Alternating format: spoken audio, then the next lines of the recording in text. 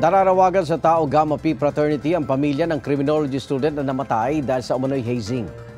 Live mula sa Imus, Cavite. May unang balita si Bam Alegre. Bam?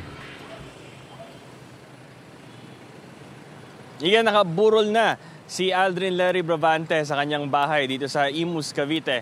Kahit na malapit na siyang ihatid sa kanyang huling hantungan, ay hindi pa rin titigil ang kanyang mga kaanak hanggang sa makamit niya ang hustisya. Napakahirap daw para kay Dalen Blaya na sabihin sa kanilang 6 na taong gulang na anak na patay na ang kanyang daddy.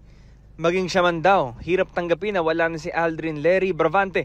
Nakatuwang niya sa kanilang supling. Si Aldrin ang graduating criminology student na namatay dahil sa umano'y hazing sa initiation rites ng Tau Gamma Phi Fraternity sa Quezon City noong Lunes.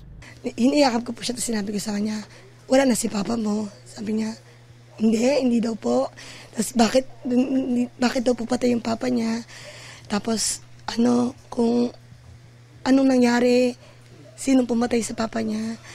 Tapos kung yung pinaka nakakadurog po ng puso, kung makukulong daw po ba lahat? Magkakaroon daw po ba ng justice?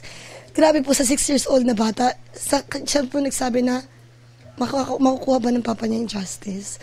Nananawagan siya sa pamunuan ng Tau Gamma Phi Fraternity na harapin nila ang mga nangyari. Pero sana, ilantad nila yung mga nakagawan. Kasi, yun nga may rules sila. Sagrado nga. Dapat gawin nila ilantad nila yung mga kasali ng oras na yun. Alam naman natin na meron silang record kung sino-sino yung mga andoon. So, kung totoong nagkakapatiran sila, so di ba kapatiran, sumali si Aldrin po. Ibig sabihin part na siya kasi sabi nila natapos na. Sana tulungan nila yung isa nila sa yung parte ng kapatiran nila, yung brother nila na makuha din yung hustisya na alam naman natin na hindi talaga po normal yung ginawa sa kanya. Magdamag na nagbantay sa lamay ang matalik na kaibigan ni Aldrin na si Mariel. High school pa lang, sanggan dikit na raw sila. Sa gumawa po nun kay Aldrin, nakikiusap po kami na pamilya niya. Sana ho makonsensya ho kayo.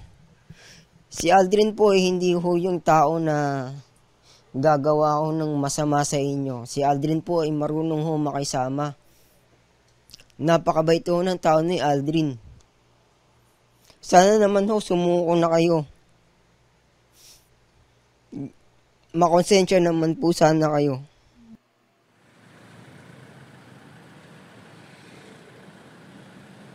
Igan, hindi pa nakakapag-usap ang mga kaanak ni Aldrin kung ano yung kanilang mga susunod na hakbang, pero tiyak na prioridad nila ang makamit ang hustisya. Samantala, ngayong araw ay uuwi naman ang ina ni Aldrin mula sa bansang Oman. Ito ang unang balita mula rito sa Imus, Cavite. Bam Alegre para sa GMA Integrated News.